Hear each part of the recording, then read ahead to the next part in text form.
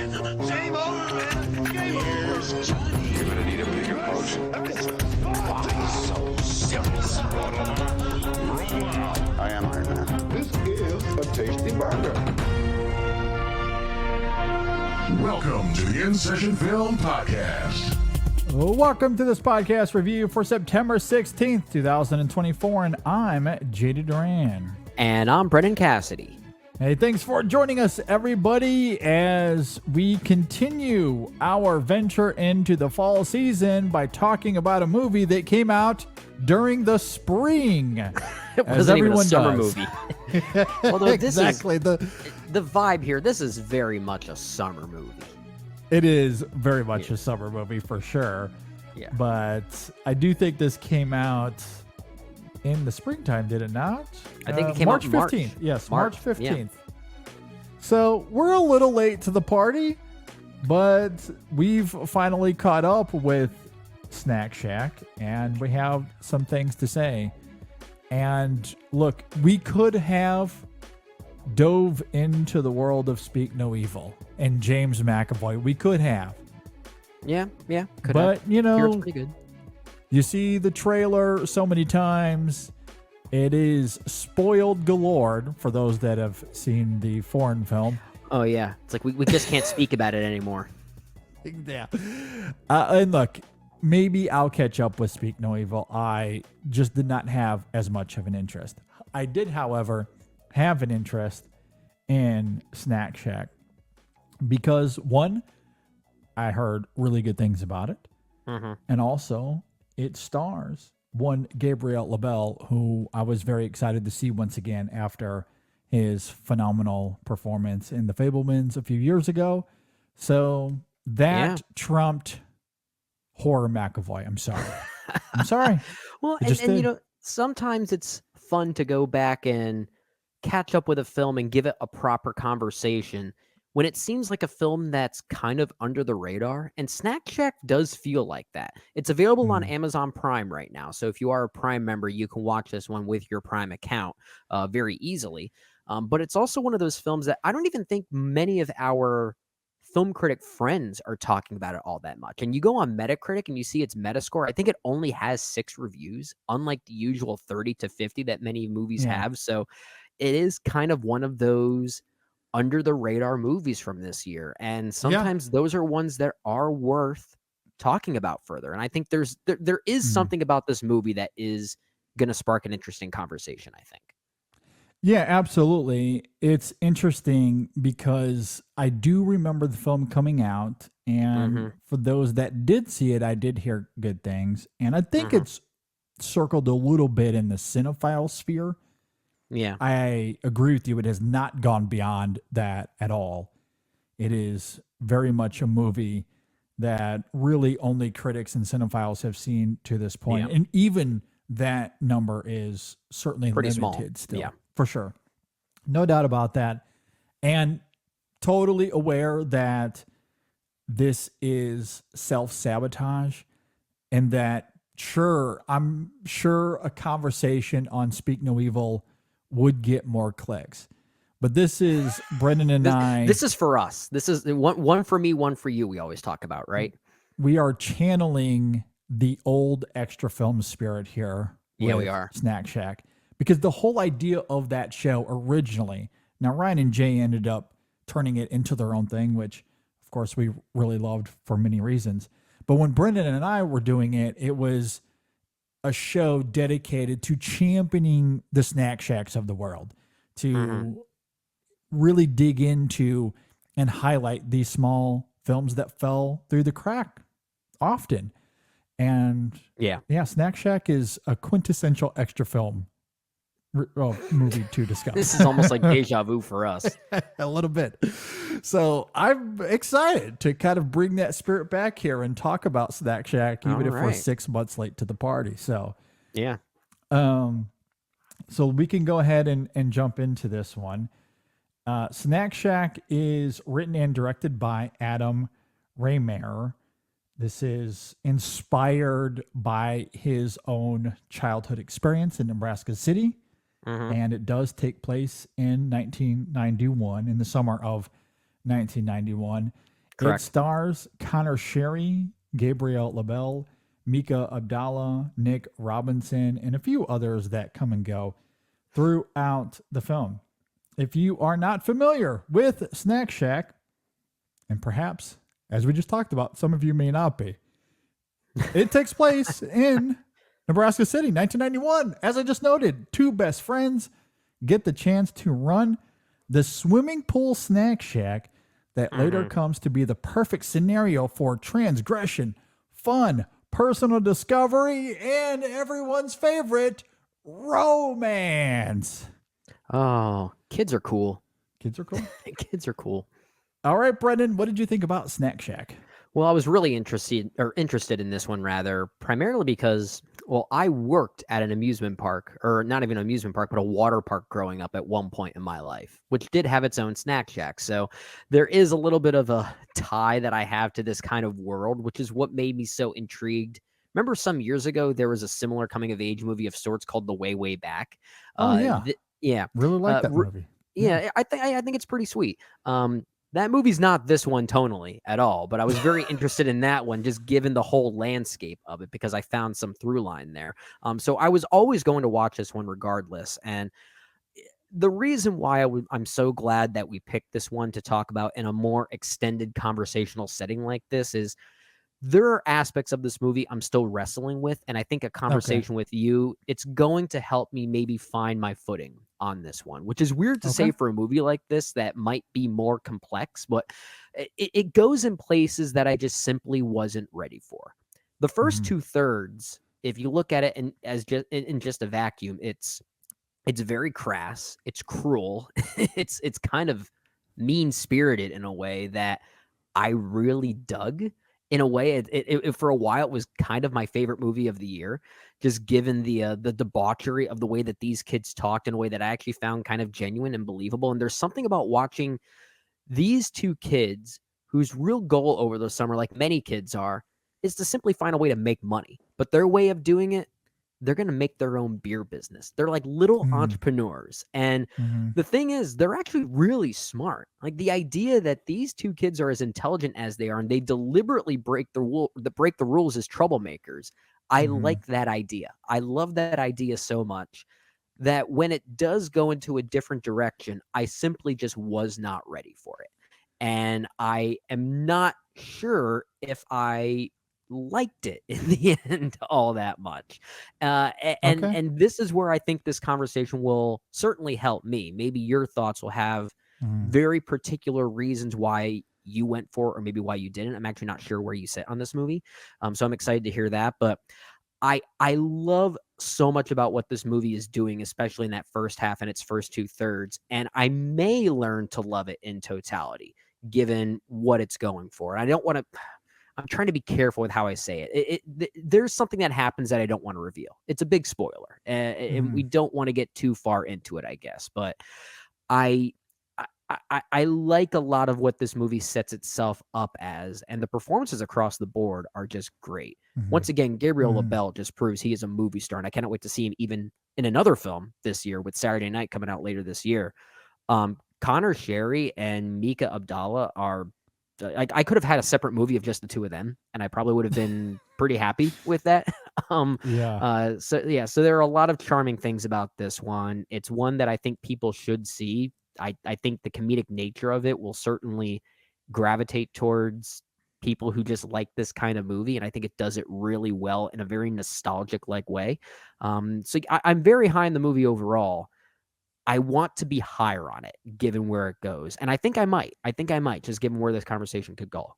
Okay. Well, I did really like it a lot. And you were just talking about it there a moment ago. Perhaps the first thing that stands out is how different of a performance this is for Gabriel LaBelle when compared to the Fabelmans. He is a riot here. He's vibrant. He's uncouth. He's vexatious quite often in this film. I absolutely love how he evokes that in his performance.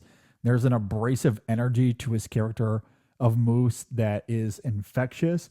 And he has great chemistry with Connor Sherry, who is also really good here. I completely agree. He's more quiet and reserved.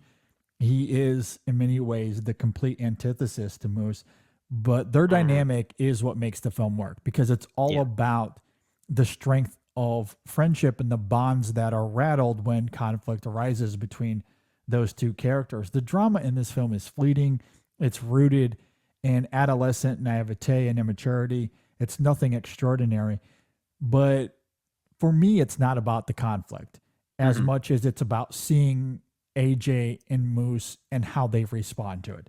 And I think that's where this film thrives. And I do want to get into some specific examples as we go here, because I did find the execution quite rigorous in that specific regard. I read a review from Callan Marish, who in the New York Times said, quote, "This film feels less like Superbad and more so a Robert Altman movie, sort of a light pint-size California Split." I mean, and I they love that do comparison. they talk over each other a lot. Yeah, I do really like that, all the way down to it opening at an off-track betting parlor. I think there is light Altman all over this film. And like the best of Altman, I'm not concerned with plotting or story structure. I'm more invigorated by its spirit and energy, and this film is full of it. So, yeah, quintessentially the how it's about, the Roger Ebert ethos, how it's about, that is Snack Shack through and through. And as a result, I had a great time with this movie. Yeah, so maybe we will have to get into some specifics, especially in the third act when the what it's about does start to reveal itself a little bit more. There are specific things that do happen, but the way that these characters respond to it, it's like there's nothing disingenuous about this movie. It's just a sudden shift tonally that I did not see coming. And it's one of those things that in any other movie, depending on how it's handled, it could be seen as a cheap shot. You know, there are some movies that could treat something like that and make it seem very cheap and very forced in a way. At the same time, from a child's standpoint, when something like that particular event happens, it could seem very sudden. That's kind of the life of a child in a way. Yeah. So I kind of get it from that point. Perhaps maybe the back and forth or the love triangle aspect of it does get a little repetitive at times. But because I like the Mika Abdallah and Connor Sherry relationship more than anything else. And I also love the entrepreneurial side of Moose and AJ specifically. But when it does focus just on the two of them and their business meanderings, I think the Robert Altman comparison isn't that far off. It's certainly more scripted than a Robert Altman film, but there is a lot of talking over each other. And it does kind of have that similar manic energy that one of Altman's 70s comedies would, like a California Split or even a Brewster McCloud in a way. But it's certainly edited at a more like teenage sex comedy kind of way. It's almost as if, what if Robert Altman directed American Pie? Is kind of a way that this almost comes off as, which almost might be the greatest ringing endorsement you can give to any movie now that I think about it. But it is very funny in certain sequences. There's an edit involving a chicken wing, I'll simply say. And the ensuing physical aftermath that comes from it is one of the funniest gags I've seen all year. And thankfully, there's a lot of that in, especially the first half of the movie. It's very committed to that. I completely agree. And to me, that is the beating heart of this movie. It is the performances. It's these characters, how they respond to each other, whether it be the conflict or, as we see at the beginning of the film, as you're talking about, these two teenagers simply existing as naive, immature, uncouth teenagers. And I love that. I think the banter and the playfulness between Moose and AJ is extremely stimulating. That opening scene at the dog track is really fun. The idea that they want to create a beer empire as 14-year-olds is hilarious. I love those scenes. I'm with you there. Or how they're taken advantage of because of their naivete when it comes to the snack shack and how much money they had to invest, which was way overkill. I think that's a great moment here. The film establishes wonderfully how close they are, and for Moose especially, how he doesn't want to make any life decisions without AJ. that is solidified impeccably in the opening half of the film, Yeah. which is why the conflict itself, I think, is simply fodder and nothing more than that. These are two horn dogs who are competing for the same desires. It's a tale as old as time, but how they respond in the middle of it, I do think is compelling because, again, of these performances and how electric they are. I think of the close up on AJ when he sees Moose and Brooke together. A simple reaction shot with no dialogue is very effective here. And that is a motif we see a couple of different times. Or the moment when AJ is talking to Shane and Shane informs him that he miscalculated a moment earlier in the film when he saw Brooke with someone else, which of course made him jealous and angry. He immediately recoils in embarrassment and guilt. And it's pretty funny to see his reaction there.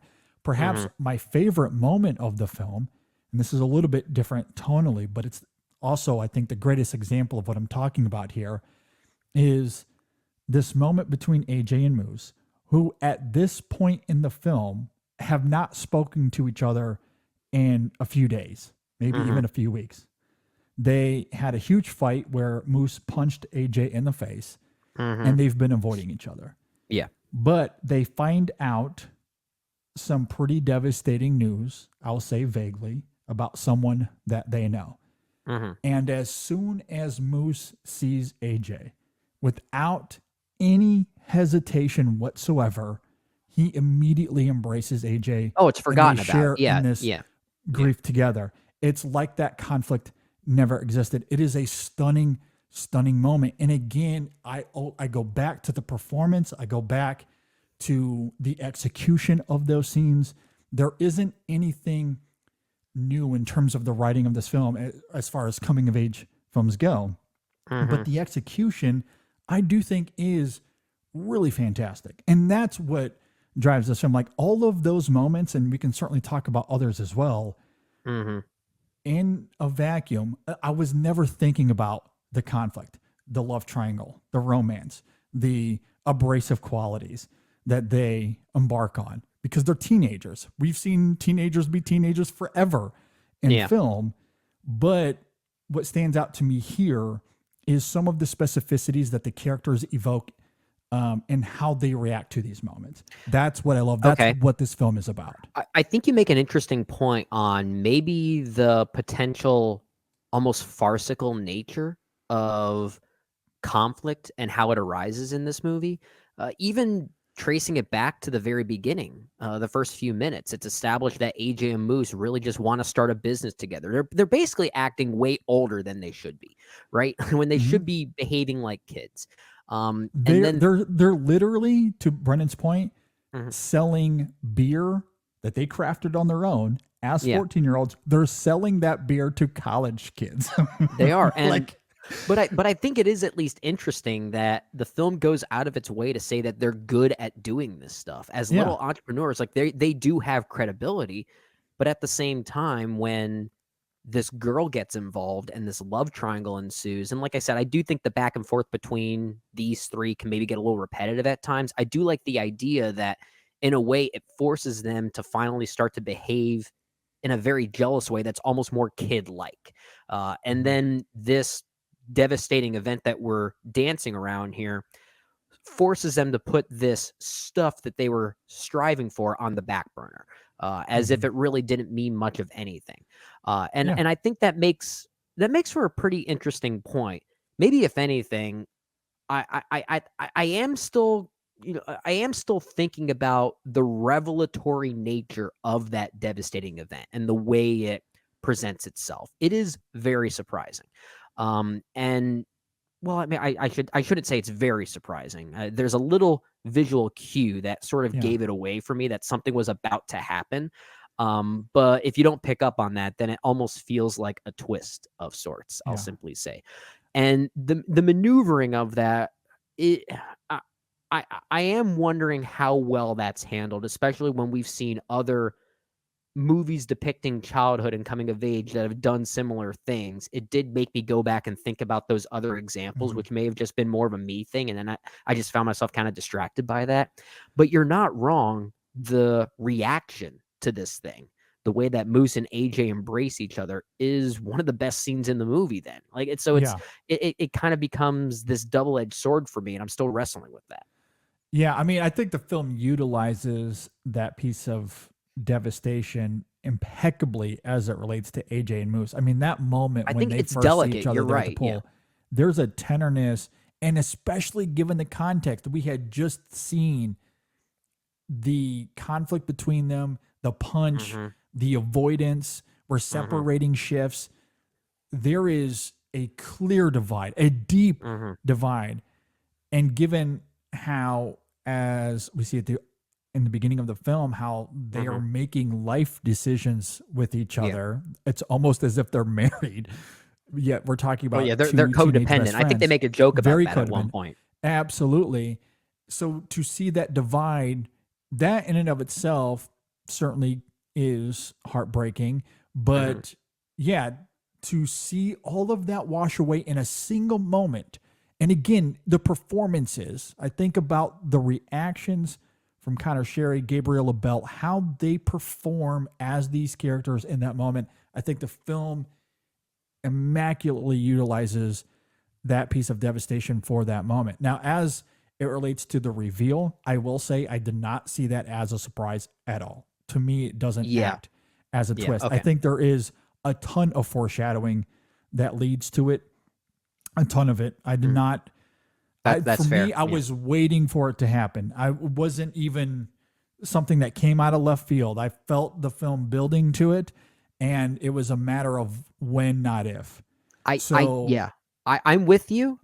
I don't think it's gonna be like that for every viewer. I guess, for instance, I watched this with my wife, and when that thing happens, she did not see it coming. It was a complete okay, surprise to her. So I guess it depends on whether you recognize some of those visual clues as yeah. clues. Well, There's one. Yeah. I think the film gets to have its cake and eat it then too, in that Okay. regard. Because as a viewer, if you're so in tune with the film and you're immersed with these characters and what's happening that hmm the foreshadowing eludes you, that I think is a win for the movie. But the movie does the work. The foreshadowing, the clues are It's there. It's very there. You're there. right. Yeah. It's visible. So So yeah. it's not It as if could the have been a lot film, cheaper. It's not as cheap yeah, as it certainly could have it's been. not trying to shock you. It is absolutely there. So I do not fault the film for that. I think it builds to it wonderfully, Yeah. and then utilizes that again, not for drama. I don't think anything here is meant to evoke drama. All of those beats, I think, are here to create moments for Moose and AJ, and us getting to experience them reacting to it and how it affects their relationship with each other.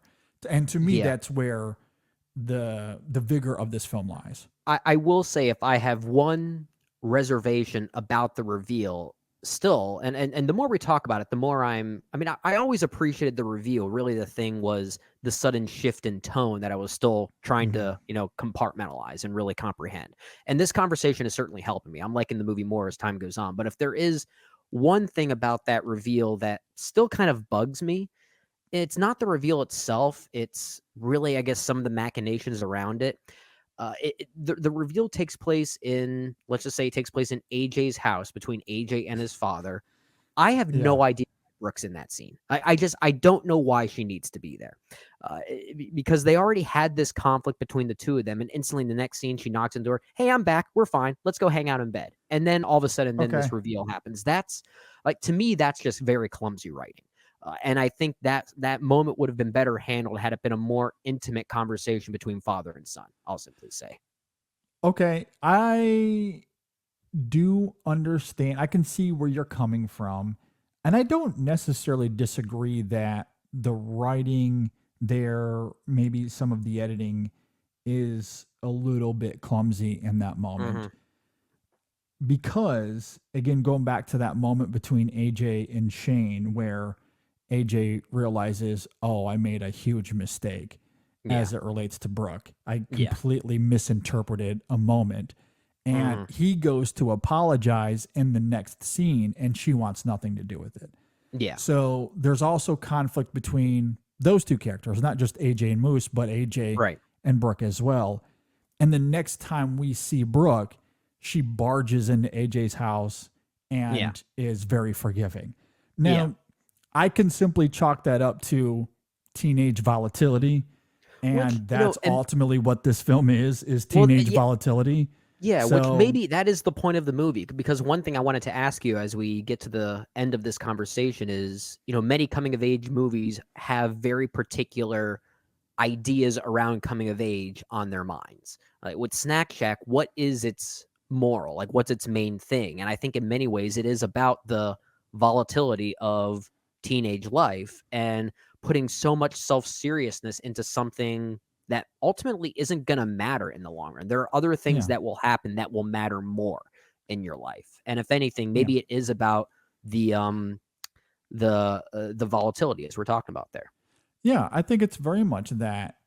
Even early on in the film, we were talking about how they want to create this beer empire as 14-year-olds. A hilarious concept in and of itself. And you were talking about how the film depicts them as being very smart in that entrepreneurial spirit. They're able to create a beer that even Shane likes. It's very good. It's not terrible, he says. So the film does give credence to the idea that they know what they're doing. However, on the other side of that coin, that beer is also leaking, which they ignore, particularly Moose. But together, they do not address the problem because of their naivete. And what happens? They get caught, they get in trouble. That whole idea is out the window. So there is a duality to it all. Yeah. Like everything they do, it all circles back to that volatility.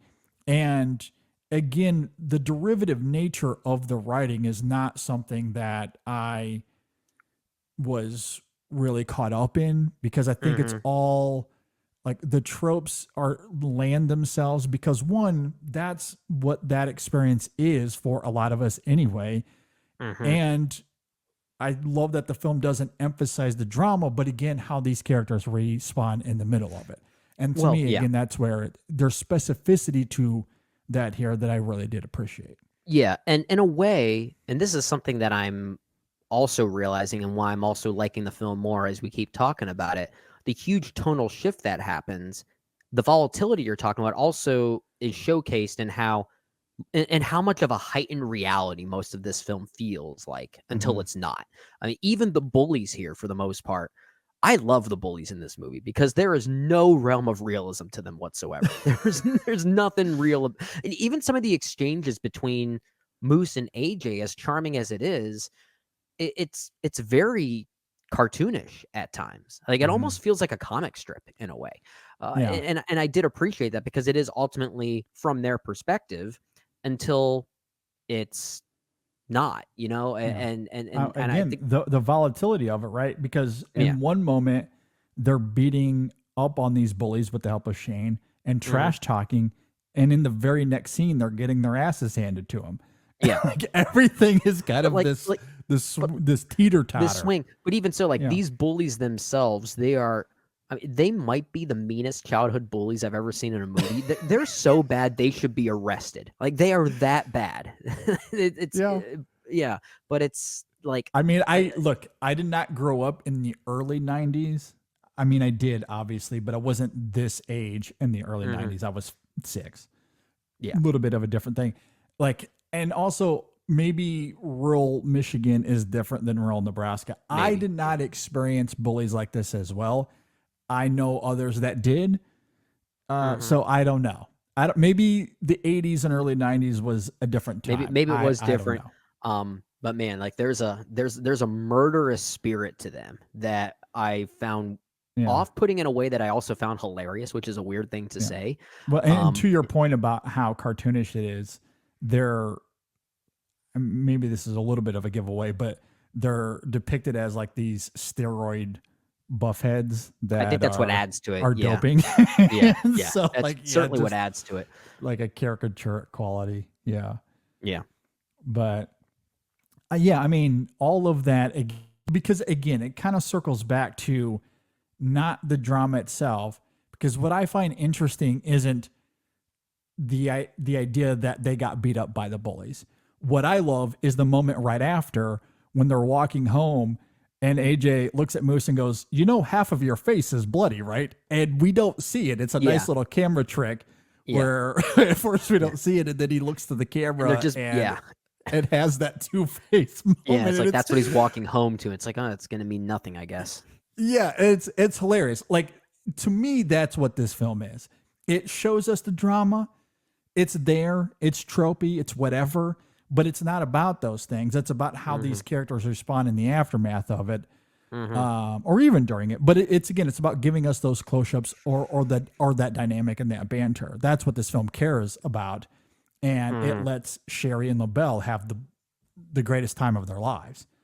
And I think they the film had is to have enjoyed really great themselves because of it. making this movie. I mean, I want to actually be a fly on the wall while they were making this one to see what kind of palpable joy was being exuded from them both off screen. Like that, Yeah. it really comes through. At least it seems as though that was the case. I agree. Another example I want to bring up here is this moment near the end of the film. And again, when you talk about the tropes of it, this is something that you do see coming. We expect it to some degree, but there comes this moment near the end of the film where AJ and Moose reconcile and share in these apologies in the shack before one of their shifts. And it's very endearing. It's very moving.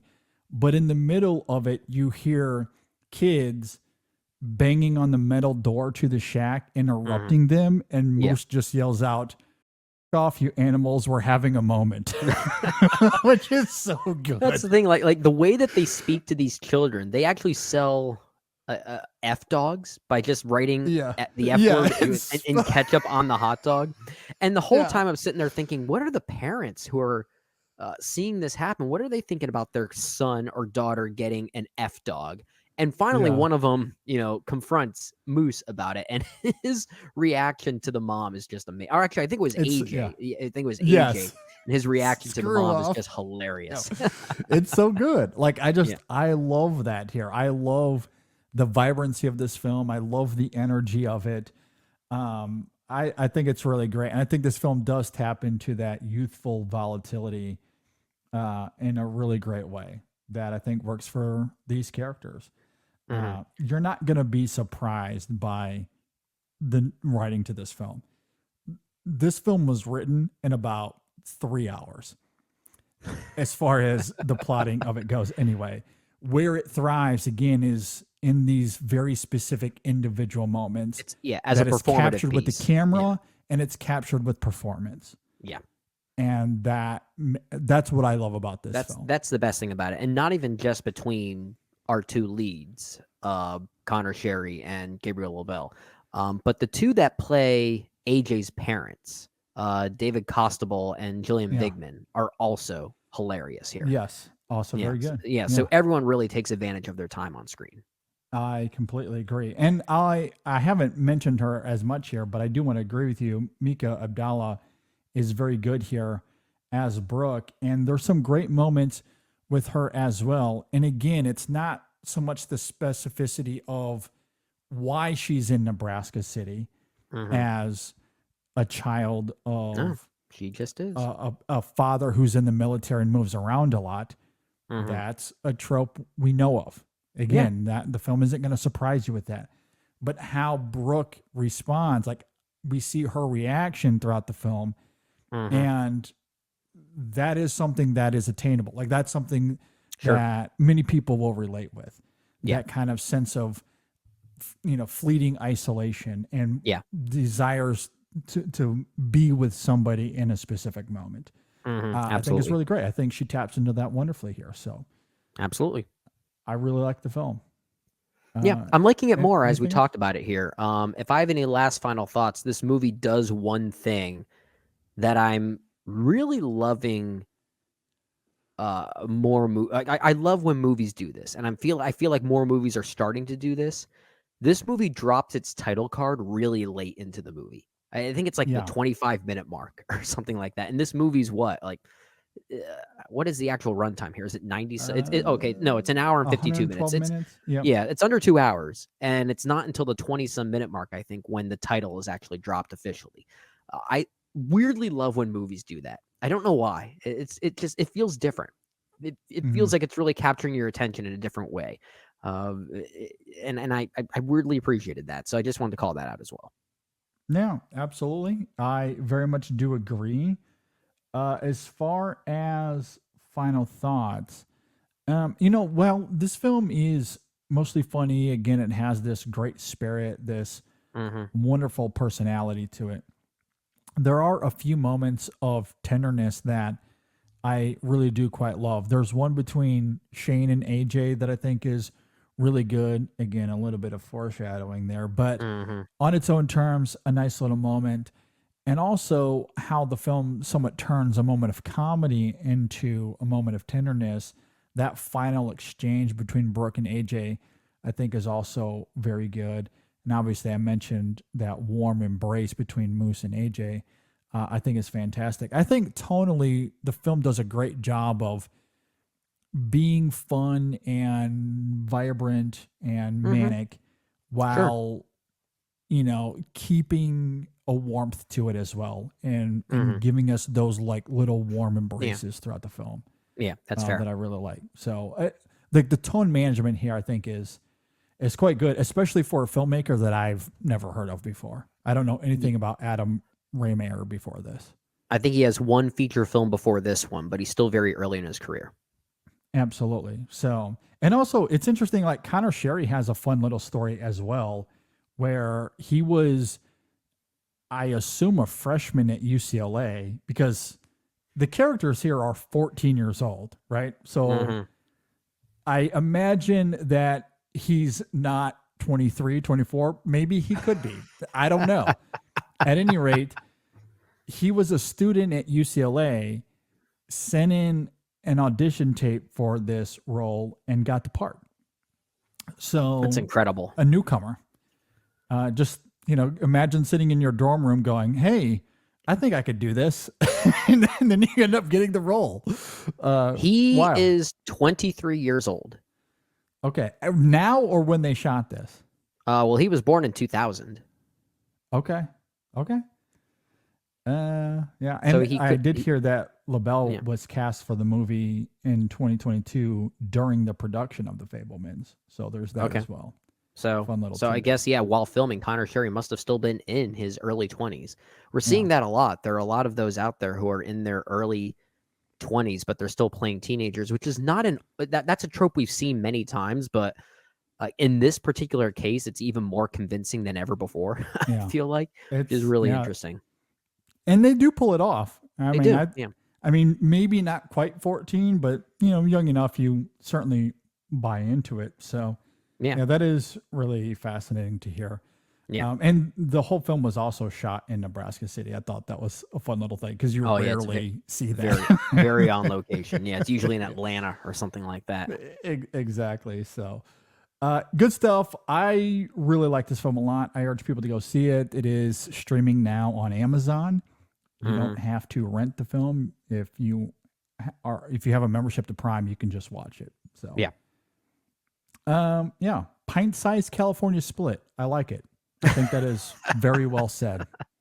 Well said, Callum Marsh. Yeah, good stuff. I like that review. Anything else? Any final thoughts? Is that it? I think we've covered it. I think we have. I think it's definitely one of those forgotten movies from this year that I think people should go see. Yeah, I think so as well. Please go and check it out. As always, let us know what you think. If you agree or disagree with anything we had to say here, if you're watching on YouTube, you can leave a comment below. If you're listening on Apple Podcasts or Spotify, hit us up on social media. You can email us in sessionfilm@gmail.com. We also have a review for the documentary Will and Harper that is available now, so you can go and check that out. We also, on the main show this weekend, episode 602, we talk about the late, great James Earl Jones. We talk about Harry Potter, and we talk about the Toronto International Film Festival. We talk about a bunch of things. So, Yeah. Get busy. You can go and check that out. That is available, as I noted. Anything else? Am I forgetting anything, Brendan? No, that was a good episode, talking about a lot of different news items. We didn't have a main topic to circulate everything together, which was kind of weird for us. But there was still a lot to talk about. I mean, I still miss James Earl Jones. I know, me too. Yeah, gonna miss him for quite a while, but love him, love his work for sure. There's I kind of love doing episodes like that from time to time. There's just so much to talk about. Have a little buffet of topics, because we also got into a little bit of Spider-Man 4. We of course talked for sure the box office, and which has been interesting the last few weeks. So that's true. It has a lot of stuff happening. So busy year. All right. With all of that said, thank you everybody for listening. Thanks for watching. Be sure to go check out Snack Shack. Let us know what you think of it. With that, we will see you all next time on the In Session Film Podcast. Gabriel LaBelle. Man, great range, it turns out. The movie made me want chicken wings.